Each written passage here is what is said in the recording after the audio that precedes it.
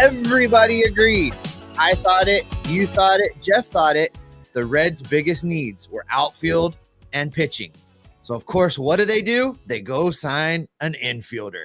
Does that mean somebody's getting dealt? Can they keep everyone? We're going to tell you on today's Locked On Reds Live. You are Locked On Reds, your daily Cincinnati Reds podcast, part of the Locked On Podcast Network, your team every day. Aloha, and welcome into the Aloha Live Locked On Reds podcast. It's a Friday afternoon, a little bit later than normal, but that's all right. Thank you so much for making Locked On Reds part of your day. Steve and I have been hosting this podcast now for 2 years, co-hosted. I've been doing it for about going on my 6th season. Steve's also been podcasting about the Reds for a while because we are lifelong fans of the Cincinnati Reds, and we're addicted to this team. We've turned that addiction into information for you. Thank you so much. Locked On Reds, of course, is part of the Locked On Podcast Network. We are your team every day, all throughout the season, all throughout the offseason. Welcome in, because we're going to have you covered as this Reds team moves. It's been a busy offseason, and it's not over yet. We ain't even really halfway over yet when it comes to this Cincinnati Reds offseason and what they've got planned. And an interesting thought and a plan forward with this Jeimer Candelario signing, I think needs to be discussed. We'll talk about that starting off today's show. We're also going to look at, is there a trade coming? Because that was everybody's first thought. Who's getting traded now that Candelario is here? And then we will take your questions and your comments, because we are live on this Aloha Friday as we let you drive the ship every Friday, almost every Friday. Won't be here with you. PSA won't be here with you live next Friday, but the following Friday after that, we will return. All right, Steve, let's start with this, because immediately the Jeimer Candelario signing just put everybody into a tailspin of, is India getting dealt? Is Marte getting dealt? Who's getting dealt? Does anyone actually have to get dealt? Because I think the Reds can make some internal roster moves here and really bump up this lineup. Yeah, I think all of our initial just immediate reactions were, okay, this has to be part of a bigger picture. I felt like it was part of a bigger picture. You felt like it was part of a bigger picture. But then having the night or the rest of the night for you, Mr. 2 a.m. emergency live show, having slept on it a little bit, when I woke up the next day and really looked at it, I got to the point where, for me, nobody has to go. There's a way to do this and keep everyone in pretty much full-time at bats. And that is going to require that thing that we said we didn't want to have happen, but now it's going to have to happen. And that is yet another infielder moving to the outfield. But it's really a simple answer when you look at it, because it fixes so many problems. We've said the Reds need a right-handed power bat to play in the outfield to at least part of the time platoon with Will Benson or Jake Fraley. By bringing in Candelario to play the infield, you create a scenario now where CES could be that guy that goes out there and becomes a power-hitting right-handed bat in the outfield, or Noelvi Marte moves to the outfield and becomes that right-handed power-hitting bat in the outfield. They don't have to go and sign another outfielder. They can focus on getting one more pitcher. The needs have been addressed, and this team is ready to roll for a division competition in 2024. Yeah, and I think that there's a couple of guys that we're looking at here specifically. We're looking at Christian Encarnacion-Strand and Noelvi Marte. Now, either one, I think, has the profile to do this. And I understand we even talked about this a little bit earlier on in the offseason, because Nick Krall came out and said they didn't want to move anybody out of position. The Jeimer Candelario signing would absolutely prove the contrary to that, because I think you could really upgrade this lineup without going out and signing that right-handed outfielder, simply by moving CES or Marte to right field. Now, both guys have varying athleticism. Marte is a little bit more athletic, a little bit faster than CES. CES has a monster arm. One of the reasons he was considered a third baseman before the Reds really moved him to first base. And it kind of felt like CES was going to be the full-time first baseman once Joey moved on to either retirement or his next team.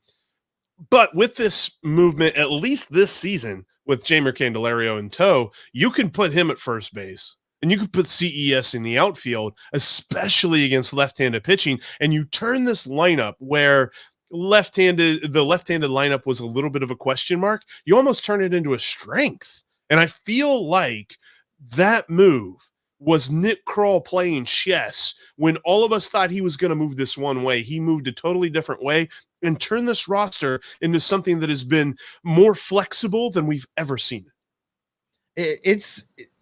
It's so flexible that I think not only is it going to keep us guessing all year, but it's going to definitely keep opposing managers guessing as to what to do with their pitching staffs. This is uniquely positioned now to wreak havoc on managers trying to use their bullpen and what they're going to be able to do against the Reds.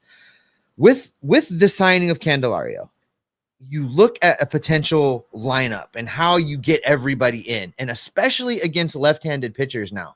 From 1 to 9, the Reds lineup is nothing but dangerous if you can figure out a way to get one of Noelvi Marte or CES to the outfield. That includes keeping Jonathan India around. We buried that lead. That doesn't necessarily mean there has to be a Jonathan India trade any longer. We've talked about that they could keep him.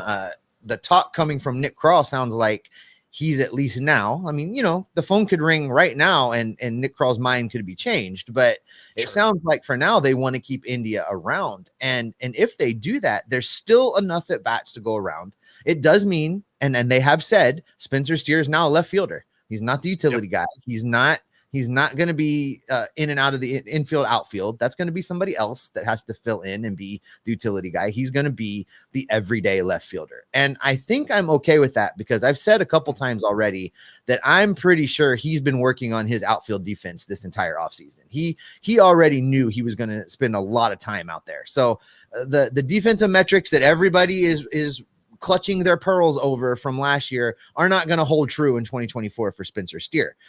It does mean if this plan plays out, Jeff, if one of CES or Marte moves, it does mean that TJ Friedl is going to be getting plenty of work. He is going to need to be on his horse to cover territory in center field because you're going to have two corner guys that are a little bit inexperienced and are going to be learning along the way. And Friedel's going to have to make up that ground defensively. And that does make me wonder a little bit if it's more of a toss-up of Marte or CES in right field. I mean, Candelario can play third base. I think he profiles better as a first baseman, defensively at least. But you're talking now about two switch hitters that you can put into the lineup in Ellie and Candelario, who you can wreak havoc with. And I think that let's look at this for a minute because we keep talking about it. We keep kind of dancing around it. The lineup itself really shakes out in a very interesting way because against righties, I think we pretty much know who it is. It's going to be intriguing to see now that Steer is in left field full time. Where does Fraley and Benson, where does their playing time kind of go? Because both those guys really have to be limited to just right-handed pitching. And both those guys really profile better as corner outfielders than they do as center fielders. We might see Fraley in center field some. I could see that a little bit. But again, you're still talking about TJ Friedl that is good against both righties and lefties. So I kind of want to talk about what this lineup will look like. And do the Reds have a possible trade looming? But I think we'll talk about that here in just a few moments. Yeah, before we get on to the rest of the conversation, I want to hit for just a minute on that what do you do with the left-handers? What do you do with Friedl? Friedel's going to play every day. What do you do with Fraley? What do you do with Benson? Those guys are still going to play every day also. We had a conversation a while back, Jeff, where we talked about the days of baseball. Nine guys, your starting pitcher, your 8 players, you put them on the field. That's the lineup. You leave it alone. You sit back, you do a crossword, you check out Sudoku, and when the game ends, you go high five if you won. Those days as a manager are over.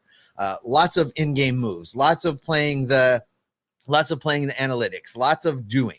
So David Bell is going to play all of these guys every single day. The other piece of this is when we talk about the lineup, when we talk about getting everybody in, it's a little more complicated because of that flexibility you mentioned, it's a little more complicated than just saying, all right, well, Candelario can play third, so that'll be him, and Marte will move, and CES is over there at first. There's some different combinations by making this move that you can get to. You can put Noelvi Marte in the outfield. You can move Ellie to third. You can move Matt McLain to shortstop. Jonathan India can play second. CES can either be the DH or the first baseman, and then Candelario plays the other spot. And now all of those guys are in the lineup at the same time. And quite honestly, that's a pretty good defensive alignment on the infield with Ellie, McLain, India, and whoever at first base. So I'll take that. But you're right. We do need to talk about whether or not there is a trade looming, and we're going to get to that here in just a minute. But before we talk about trades and what it means, we're going to talk about the sponsor of today's podcast. I want to shout out FanDuel. FanDuel is our sponsor today, and you can score often this NFL season with FanDuel. They are America's #1 sportsbook. Right now, new customers get $150 back in bonus bets with any winning $5 money line bet. That's $150 back if your team wins. If you've been thinking about joining FanDuel, there is no better time to get in on the action than right now. The app is easy to use. There's a wide range of betting options, including playing the spreads, player props, Jeff's over-under category. He took an under, guys. I don't know if you caught that last week, but he did. And there's so many more ways to play. You can combine prop bets on games into single game parlays for even more fun. Looking ahead, FanDuel has lots of futures going right now. There's a fun one. I talked about this yesterday. I think Ellie De La Cruz has the 4th best odds to lead the major leagues in stolen bases next year. His odds currently sit at 12-1. Maybe throw a few bucks at that and catch a payout at the end of next season.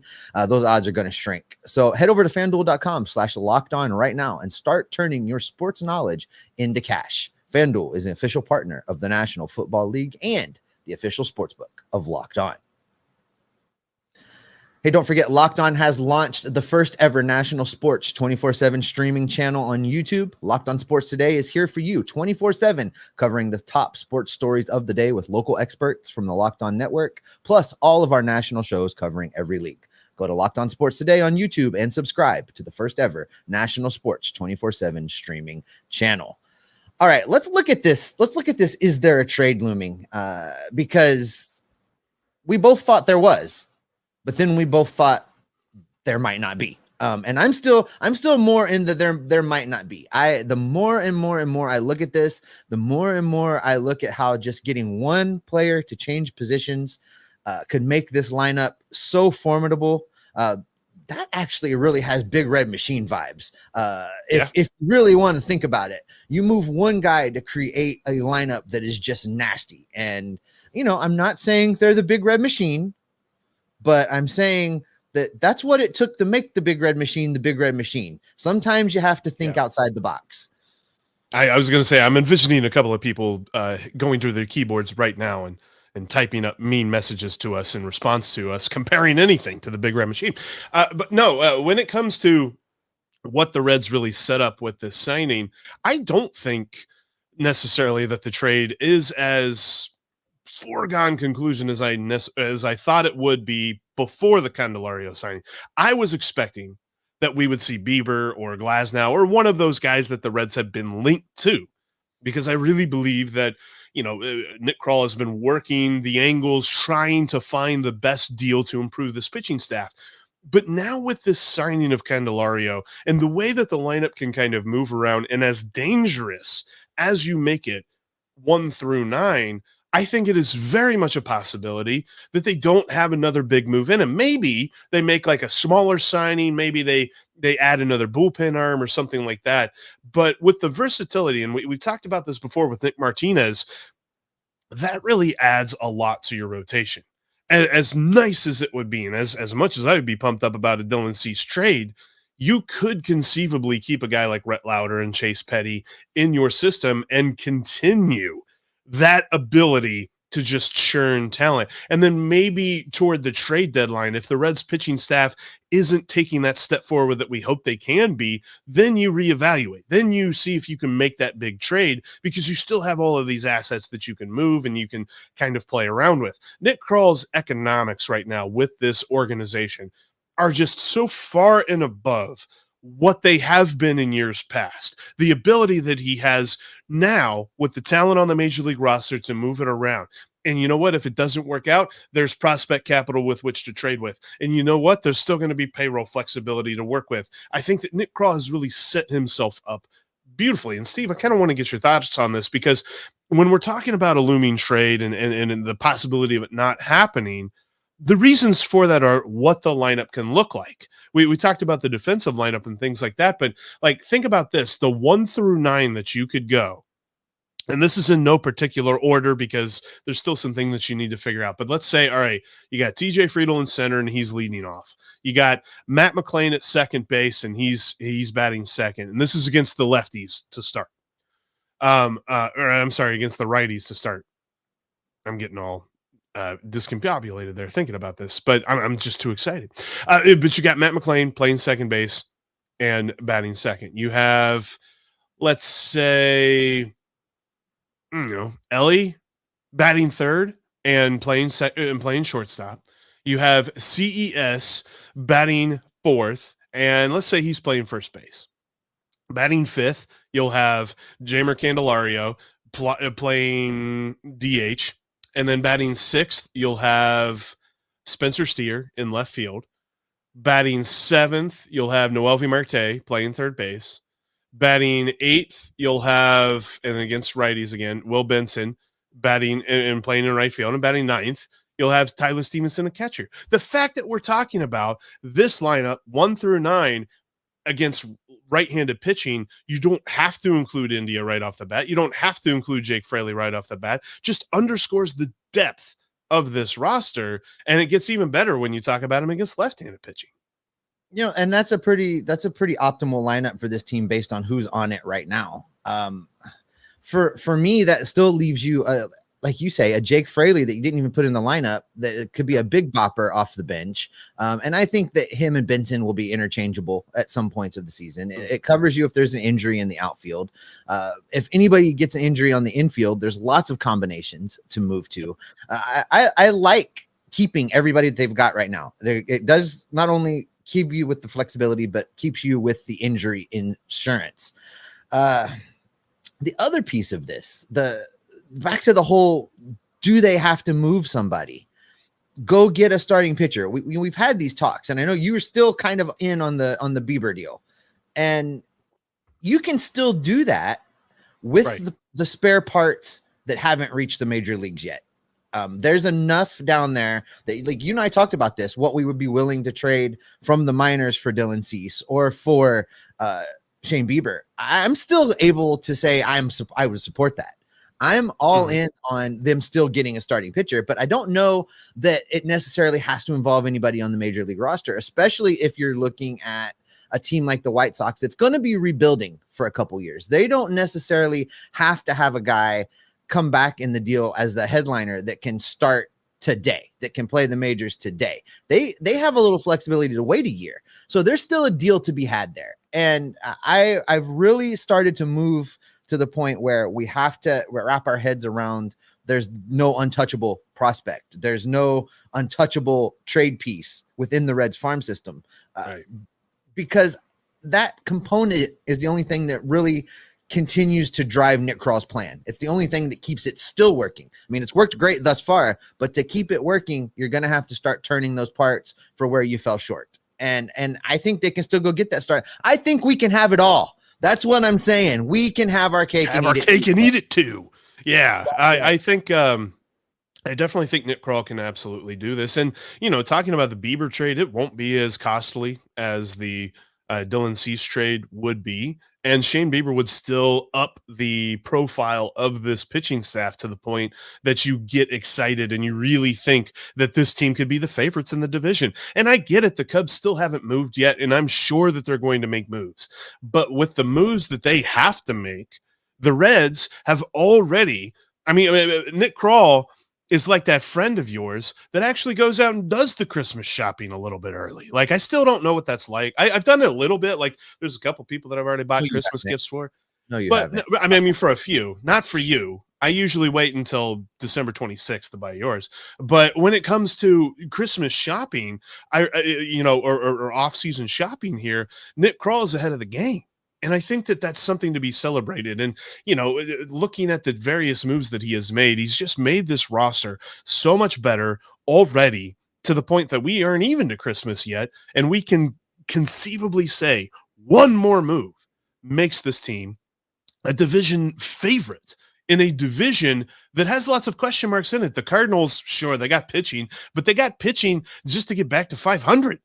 You've got the Brewers that might trade Corbin Burns, and that could be to the Dodgers, and they might. I've seen rumored trade deals that send Corbin Burns and Willy Adames to the Dodgers. They trade Corbin Burns and Willy Adames to the Dodgers. The Brewers are back in the pack.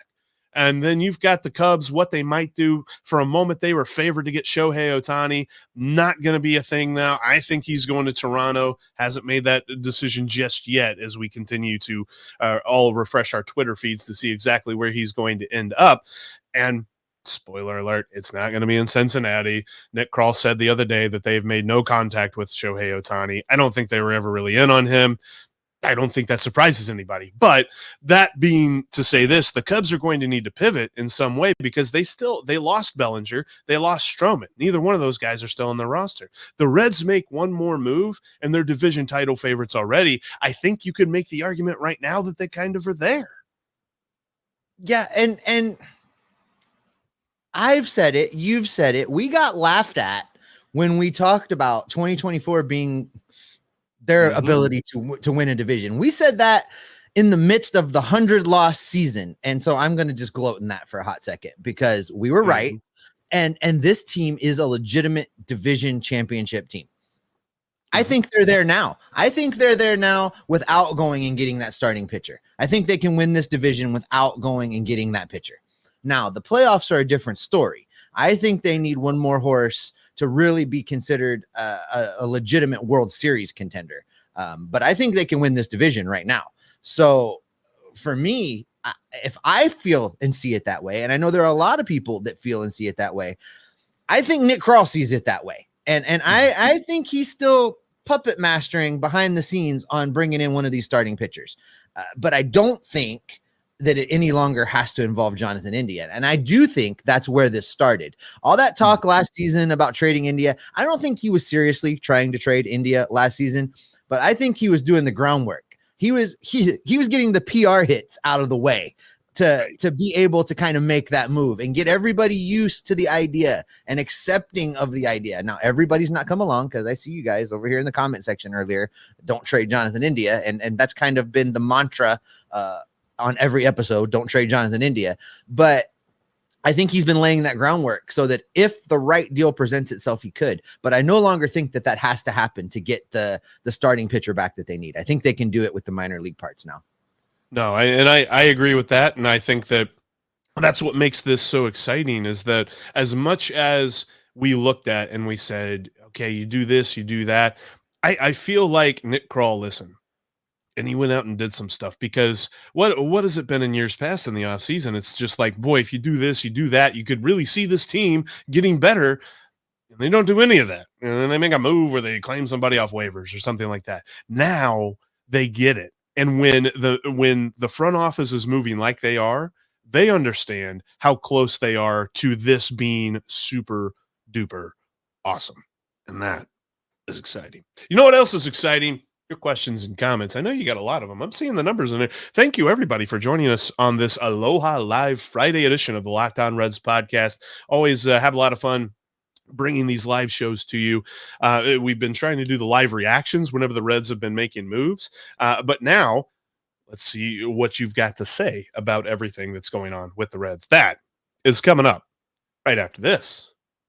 Because before we jump into that, I want to let you know you can follow us in between episodes, including over at InsideTheReds.com. When we're not talking about the Reds, we're writing about the Reds. Bookmark InsideTheReds.com. A lot of great content going up over there, whether it's me, whether it's Steve, whether it's Rick Uccino, whether it's Austin Elmore, whether it's James Rapine. Got a lot of great folks writing about the Reds at InsideTheReds.com. It's affiliated with Sports Illustrated and all that good stuff.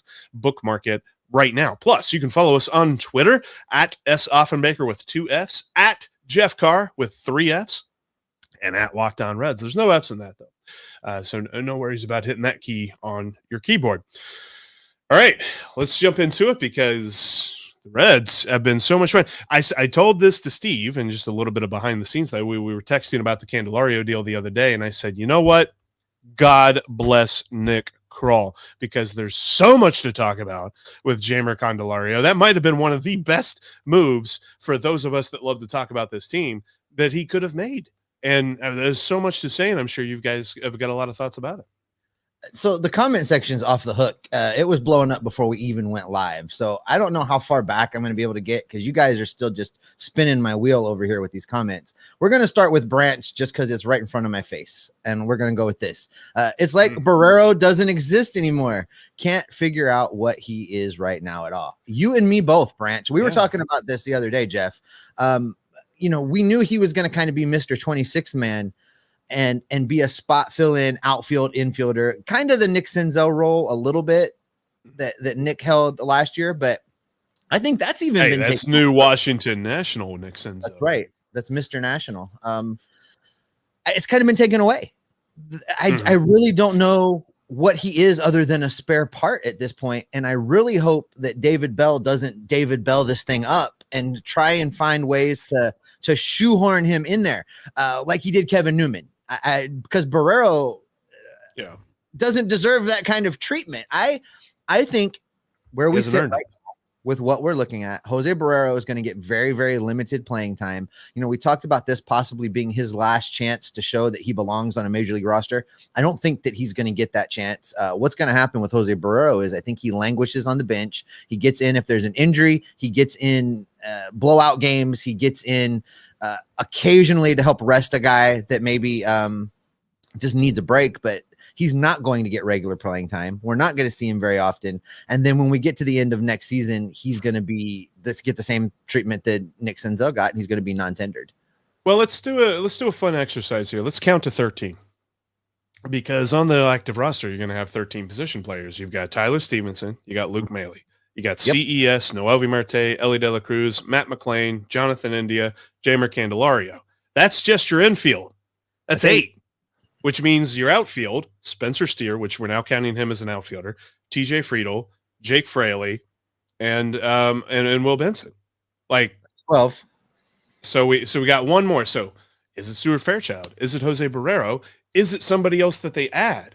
Because now you've put yourselves into a position where Jose Barrero is expendable. And these last few years, and I mean, he kind of, and as much as I hate to say it, he kind of made himself expendable because he just never sees the opportunity. But these last few years, it feels like the Reds have had so many roster spots that they could keep guys like that. They could keep the prove it guys, the guys that got to figure out if they're major leaguers or not. We are no longer at that position. There's not a position on this active roster where the Reds have to keep a prove it guy. And is Stuart Fairchild marginally, or, way better than Jose Barrero? I don't know that. But could they go out and sign a Michael A. Taylor? Could they go out and bring in another, right-handed outfielder or something like that? There's a possibility. Nick Krall is basically telling us, stop putting me in a box. I know how to make this team better, and I'm going to do it. And I don't think that he has to be pigeonholed into including Jose Barrero on the opening day roster. So the comments are flying by, and I want to talk about Jonathan India for a second. Let me see if I can find it. Not to say that I don't like Jose Barrero. I don't want to say that, but it's just where the Reds roster has grown. And I love that because we're no longer the team that is where everybody has to come to prove it, because now the Reds themselves are proving that they're a good team. Aaron asks, how many games will India start at designated hitter? And I think this is a good question. Not so much because it's about Jonathan India at DH, but about the DH position as a whole. Let's talk about that for a minute, because I think the DH is going to be just a revolving door of guys getting a day off of the field. I think it's going to be utilized as an almost day off rest. So if you get a day off completely during the week and you don't start, and then you get a day at DH. That's really 2 days a week that you didn't have to play in the field. I think they're going to use that like a rotation. You see the pitching starting rotation. I think we're going to see the designated hitter rotation where guys cycle through there. So that being said, I think India is going to play a lot of second base, and I think they're dead serious about using him to play some first base to give whoever's starting over there a day off once in a while.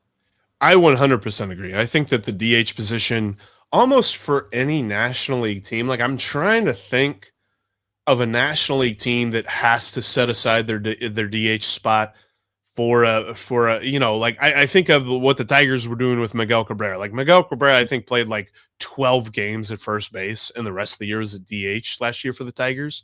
But there's not really that Edgar Martinez guy or Frank Thomas guy that you have to put at the DH position. And I think that is why they signed Candelario. You can just cycle guys in and out. I think if I had to put a number on the games that Jonathan India plays at DH, I'd say, I would say 35 is where I'd land on that. I think he's going to be one of the higher numbers. I don't think he will be the highest. I think CES will probably play the most at DH.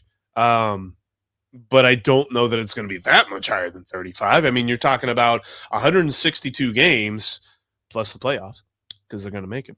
But you're going to split that up, not even really evenly 4 ways. There's probably going to be 5 or 6 guys that play at DH.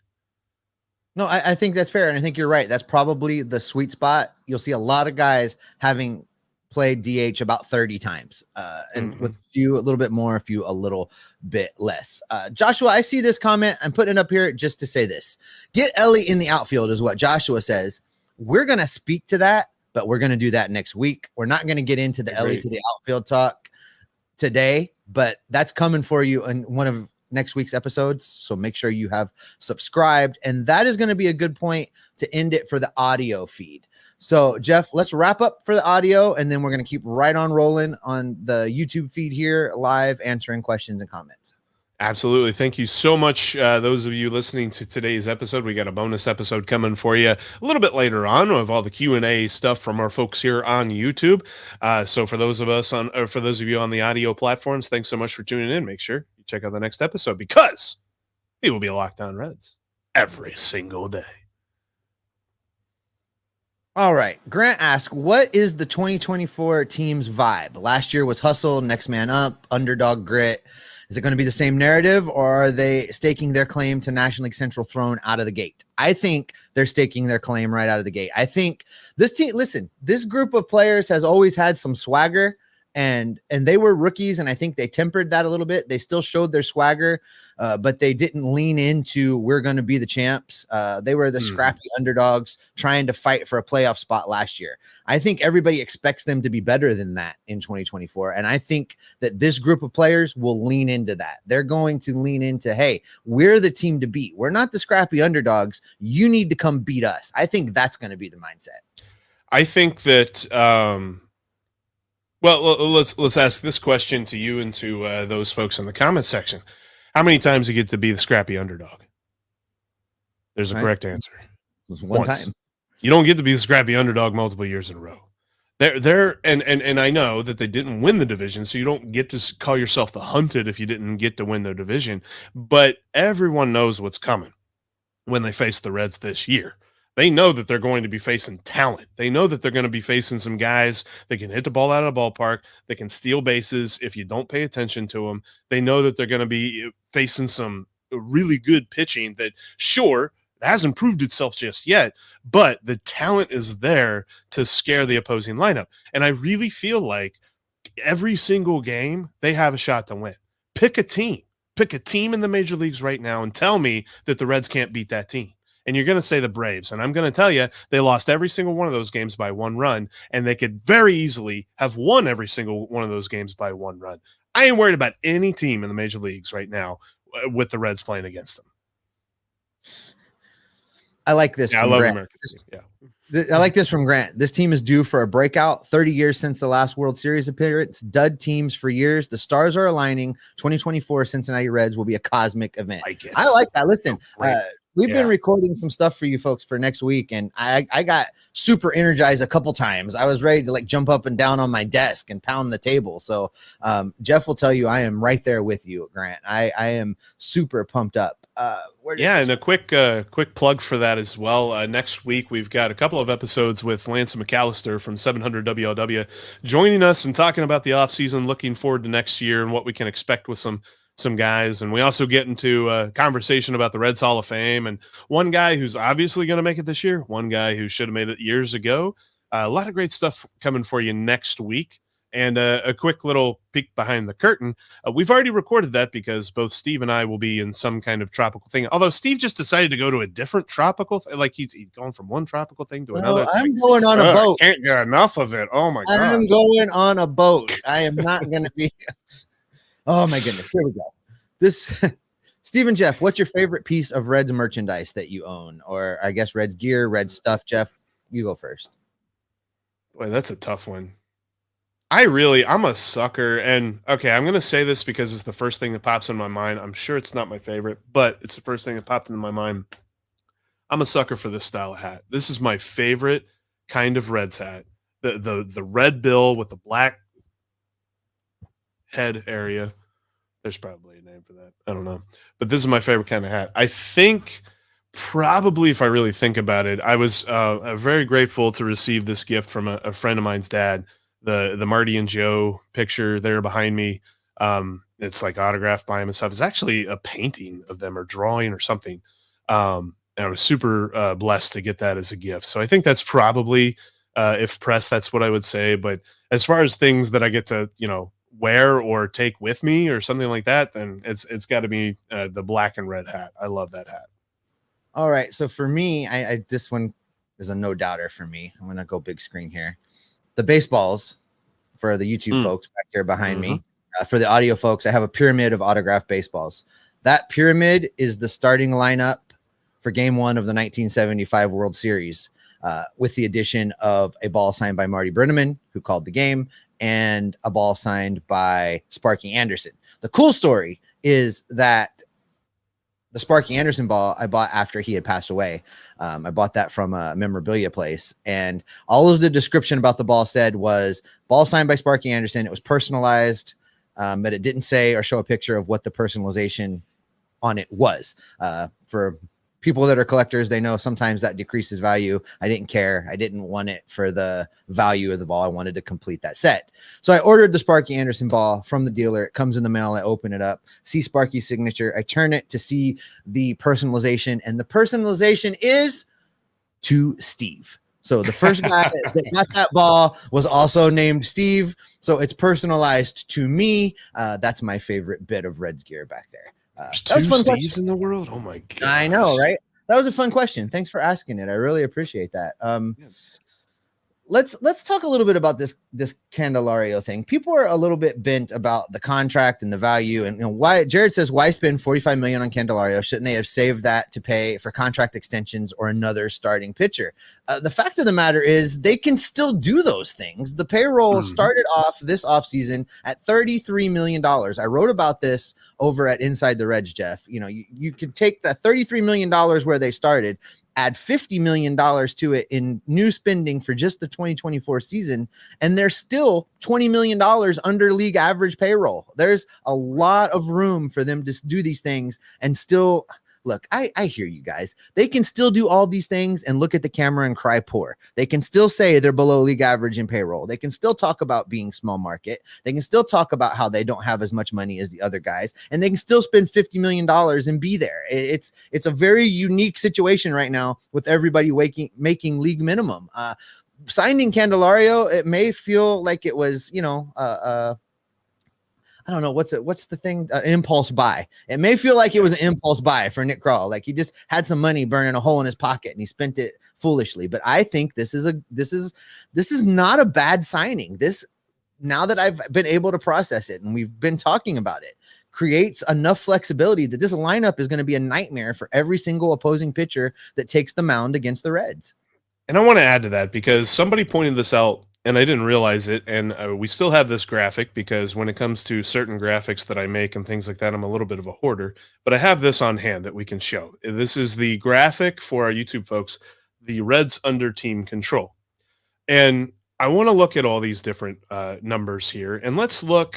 All right, so TJ Friedl 2026, Alexis Diaz 2025, when we're talking about players who are becoming arbitration eligible and when they are arbitration eligible.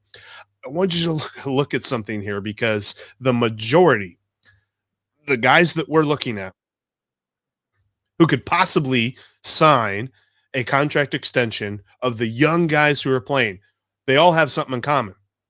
The first year that they're arbitration eligible is likely 2027. How many years of guaranteed money did they sign Jeimer Candelario for? 3 years. 3. He comes off the books. There's a team option for a 4th year, but he comes off the books the year before Ellie, Matt McLean, CES, Noelvi Marte, all those guys become arbitration eligible. So not only do the Reds have plenty of opportunity to extend these guys, but you're also talking about guys like Nick Lodolo, guys like TJ Friedl, guys like Graham Ashcraft hitting arbitration, very first arbitration toward the end of Jeimer Candelario's deal. Not to mention the fact that projections had Jeimer Candelario making 4 years, $70 million. So according to some people, the Reds actually got a deal. It's actually like they came into this negotiation with a coupon. So when I look at that and I say, oh, you're worried about, who are they going to sign because they signed this one guy? Nick Krall did not hamstring himself to the point where he's got to worry about that. You like the coupon one, huh? I do. It's this visual of like them whipping the contract out and Nick Krall cutting the coupon out of the penny saver so that get a dis. Oh, that's great. No, listen, Jeff, I'm with you. I do not have a problem with this signing. I think that was a great illustration also using the graphic. I forgot you had that in your pocket. That's great. To show that this really doesn't matter because this comes off the books. It doesn't exist when they need it for the extension. So I think that's great. Let's keep talking money for a minute. The comments, the questions, you guys are doing great on the questions today, folks. I appreciate every single one of you. These are amazing. Sam asks, is there a serious worry about the Bally Sports deal falling off for this year? And would that only start affecting them next year? Is this why most of the deals besides Candelario are essentially 1-year deals? No, the deals that they're signing, the length of contract has nothing to do with the Bally Sports deal. The Reds know they've got their $60 million coming this year, which is what it's estimated. And then they know that $60 million is going away for the next year from that source. There's this narrative out there right now that I think baseball owners are driving. We're all losing all of this revenue. We're going to not have this money. They're going to have this money. It's coming from someplace else. It's either going to be a cable deal or a streaming deal or individual regional streamers. Like you called it like Cincinnati Reds Plus the other day or whatever, where you got an app on your phone that you're paying the money directly to the Reds. And then Major League Baseball would take a cut of that. That revenue's coming for somewhere and it's not going to go away. Baseball is just suddenly not going to be on TV. No, that's not going to happen. You're going to be able to watch the games. There's going to be a financial driver behind that. It's just going to be in a different category. And these baseball owners are savvy in trying to cry poor. And that's what they're using this for right now. But that Bally Sports deal is not going to impact anybody as far as true, real financial loss. They're just going to have to figure out how to pull it all back in. I will say this, though. Bally Sports has made it be known that they're going to be cutting costs and they're going to be pinching pennies while they work their way through these deals expiring. And I think what that could mean is we could lose a broadcaster this year. And I hope that that's not true because I like every single one of the Reds broadcasters. Even as critical as I was of Barry Larkin initially when he was put in the booth for the home games, he's gotten better. He does have some insights when he's in the booth. I like having him there. The other guys are legends in my mind. If they get rid of Cowboy, if they get rid of Chris Welsh, if they get rid of any of those guys, I'm going to lead a riot, I think. But I think it's a distinct possibility that they do cut one guy from that broadcast crew. To the more specific point of the question, That's something that I've been thinking about ever since I saw this report that they're just going to, Bally's just cutting the cord. I mean, the Guardians, the Rangers, and there's multiple other teams are not getting their revenue payments this year. The Reds at least have a year to kind of figure this out. But bear with me for a second because, Steve, what is Ellie De La Cruz good at? A lot of things. A lot of things. I mean, he's really fast. He can run really well. He can catch the ball really well. He can hit the ball really far. He's good at that stuff. So they put him on the field to play. What is Nick Krall good at doing? Making trades, building teams. Trades, economics, building teams. So what they put him at? They put him at general manager, president of baseball ops. Sorry, you got a promotion. What is a baseball owner good at doing? Crying poor. Okay, well but at least ours is making money. Yeah, making money.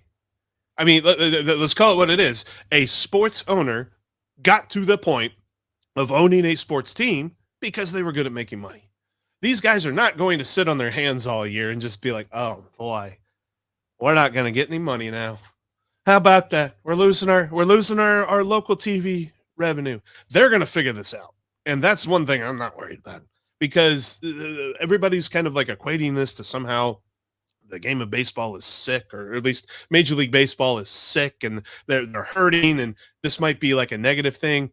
Or they're all working tirelessly right now to figure out how they're going to get more money. Because what do they do every day anyway? They work to figure out how they're going to get more money. This is not going to be a problem. I don't believe. And especially for the Reds, they've got a year cushion as opposed to some other teams. And that's why they're participating in free agency. That's why they're being busy in the offseason this year, because they know they have that cushion and they know that things are going to be okay. I'm not worried about individual teams figuring out their revenue. We talked about what this means for the big picture of Major League Baseball on an episode this week. And if you didn't check that out, we really got into detail, and I don't want to rehash that entire conversation. But for the individual teams, I'm not worried about that. All right, I want to take this from Chad, not because we can answer it, but I just want to put it on our radar because it's something I do want to find out for later. First part of this, does Bally Sports make $60 million a year? That's the estimated payment that goes to the Reds. Now, the Reds are also a part owner of Bally Sports Ohio. So right. It's very intermingled, but the estimated payment that the Reds get from Bally Sports Ohio is $60 million. The other piece of this is why I wanted to put this up, and I want to find out about this, Jeff, for a later show, is what was Reds viewership? What were the numbers like? And I'd like to look at those year over year for, say, the last 3 years. What were they during the 100-loss season versus what were they during the whole Rally Reds run in the dog days this last season? So I want to check that out. I know they were among the top 5 as far as television audience increase year over year. I forget exactly what the number. I saw the percentage number, but I don't know exactly the total number of viewers for that. But no, and to cynically answer the first part of Chad's question, if Bally Sports actually made $60 million a year, then this would not be a problem. because Diamond Sports is going bankrupt because they purchased all of the Fox Sports regional channels, and if they did actually make the money that they have to spend on the revenue, then this would not be a problem. Let's circle back to, oops, sorry, it moved. Let's circle back to this from Drake. Everyone is talking about trading for Cesar Glasnow. Wouldn't it make more sense to go out and sign a guy like Jordan Montgomery, Blake Snell, Michael Wacha, Jack Flannery? Yeah, it would. I like 3 of those 4. I don't like. I do. Yeah, me either. And I mean, if they're going to spend the money, go get Snell. And just go get Snell. They can. They can afford it. Again, that thing I was talking about earlier that I wrote. I talked about one of the signings being Snell and how that's not a snicker comment. That's a legitimate. They could afford to do it. They have the money. They can afford to do it and still cry poor, which is, I can't believe we've arrived at a place where that's the mantra, but that's really the mantra. So yeah, go sign him, go do it. In the grand scheme of things, I give him a 5-year deal, and then his money comes off the books when you need it for those extensions. I mean, just let's go do it. Much less, I would much more prefer to spend Bob's money than to trade away prospects. Like if you're telling me they can sign Blake Snell for $30 million a year and they got to do it for like 5 years, or they got to trade Rhett Lauder, Chase Petty, Carlos Jorge, and Sammy Stafura for Dylan Cease. Go get Blake Snell for $30 million for 5 years, or $30 million a year for 5 years. Yeah, absolutely. It's a no-brainer to me. I don't think, like, I know that the trade talks have heated up, and some of that's being driven by Ken Rosenthal and Heyman and those guys. They're driving it. I don't think They that were means bored at the winter meetings. They've told us that they many were times. bored. Correct. I don't think that means that negotiations with agents and players has stopped. I think Nick Krall is doing both things, but the Reds are notoriously tight-lipped when they're in that negotiation phase. So we're not going to hear about that until either it's ended and they tell us, well, we tried, or we're not going to hear about it until the guy is on his way to the office to sign the contract. That will be when we hear about those. We won't hear about any of that beforehand. So I still think it's actively occurring. There's a lot of reasons why he's probably not anywhere near Cincinnati. And just like Nick Krall said, they haven't contacted Shohei Ohtani.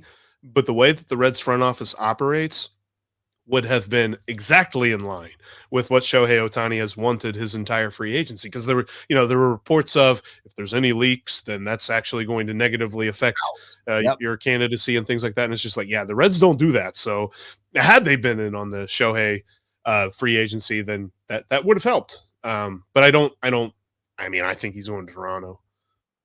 How about this? Branch says, I wish they could get Snell to pitch at GABP, but I'm not sure that he would. Do you buy into that? All things being equal, there's a number. Do they look at the money first and then they're like, Great American Ballpark, man? I think there's a number. If the Reds, and it's definitely not something that we're used to thinking. Do they have to overpay? It's like the old argument about why Colorado never gets good free agent pitchers. I mean, who wants to go pitch there? But if you put enough dollars on the table, can you do it? Can you overpay to the point that doesn't matter? Or I think that's why they were so aggressively pursuing Sonny Gray, because there's a prior relationship there, and there's, he knows that he likes pitching here. I think for a guy like Blake Snell, who doesn't know the Reds organization and doesn't have experience pitching here a lot in his career, you probably do have to outbid everyone, which is not a thing that we're accustomed to seeing the Reds doing. But I do think there's a number. I don't think there's a point where a pitcher would be like, okay, I'm going to get $30 million a year for 5 years from the Reds, and I'm going to get $25 million a year for 4 years from the Yankees. I'm going to choose the Yankees over the Reds. Like, I think that, and I've talked with multiple former players that have said this. They're just like, look, guys can say what they want. They can say they love a city as much as they want. At the end of the day, it's what's on that check, because they know that there's only so many years that they have to do this thing. Do you buy into this argument that Kerry's making here? Kerry says, once the Ohtani deal is done, big deals for remaining pitchers, others will get the money flowing, basically. Do you think that's what's happening? Is everybody sitting on their hands until because I think it's Ohtani, and then it's Yamamoto, and then everybody else. Like, I think that Blake Snell is waiting on the market to shrink a little bit. I'm sure he's been contacted by the Reds, by everybody. And once teams get a little bit more desperate because they missed out on so-and-so, then they might up their offer a little bit. Probably the same reason that we haven't seen Cease, Bieber, or Glasnow dealt, because that's, again, those teams are waiting on the who missed who in the free agency pool. All right, let's try and do just a couple more here, Jeff. We're coming up on the hour mark here pretty quickly. Let me see here, because this comment section has been on fire all day, but it's moving by pretty quick. Fill some time for me there for a second, Jeff. Yeah. That's something else that I'm thinking too, is that one of the biggest reasons that people were complaining, and I thought it was funny. I thought our Locked On Angels hosts, John and Mike Frisch, did a fantastic job of laying out why it was stupid, but so many national baseball reporters were writing articles about how they were mad at Shohei Ohtani because they really felt like his free agency was going to go completely different, and there was going to be way more of a media circus, and there was going to be way more attention given to it and all this other stuff. And they put it perfectly. They're like, oh, you're mad that you're not getting clicks off of this guy's free agency. That's what you're mad about. And now that he's close, reportedly close to a decision, I've seen multiple people report that today's the day he's going to make his decision today. And, people are watching planes and hearing that he's on this plane or that plane. And There was a report that one of the Toronto Blue Jays pitcher, Yusei Kikuchi, actually reserved a restaurant for 50 plus people, like bought out the entire restaurant for the night and reserved it for 50 plus people. And there is it's widely known that Shohei Ohtani has always looked up to Yusei Kikuchi. So there's a lot of people thinking, well, Toronto's it. He's going to go to Toronto. So there's different things that are going down, and it's kind of fun today. But just to see how everybody reacted at the winter meetings and writing articles, belly aching about how secret Shohei Ohtani has kept his free agency, kind of made me laugh a little bit. But yeah, I definitely think that once Ohtani moves, we're going to see a lot more dominoes fall. All right, let's do a serious one and a FUD one before we get out of here. So this one's serious, and it kind of leads into some of the things we've been talking about. Cincy Sports only 44. Trade Edwin Arroyo and Cam Collier for superstars. Okay. Yeah. I listen. I was. You got to be careful with your prospect capital guy. I've said that a lot. You still have to be careful, but given what's at the major league level right now, I am all in on anybody that's not there right now being available for trade. Does that mean that those guys go someplace else and become superstars? They could. And will that make you sad for a minute? It will. But I now trust Nick Krall to get decent return on the guys he sends away. And whether that's a decent return that equals a big dog ace starting pitcher or a restocking of more positions of need in the minors with those guys, I trust Nick Krall to do that at this point. And if he can do it without trading away anybody at the big league level, that's an even bigger win for this team. So sure, I would trade either one of those guys if it means bringing back somebody that can give me 32 starts and be in the Cy Young conversation. We thought that in order for the Reds to get a big dog type pitcher, they were going to have to trade somebody like Marte, CES, India, something like that. If they can get a guy like that without getting rid of anybody on the major league level, then they make this team a division favorite hands down. So yeah, if they can do that, go do that. All right, and let's wrap up with this one, Jeff. Jeff and Steve, this is from Joseph. Jeff and Steve, if you could start your all-time Reds team, would your first pick be Johnny Bench? You want to go first or you want me to go first? I'll go first. My first pick would not be Johnny Bench. My first pick would be Frank Robinson.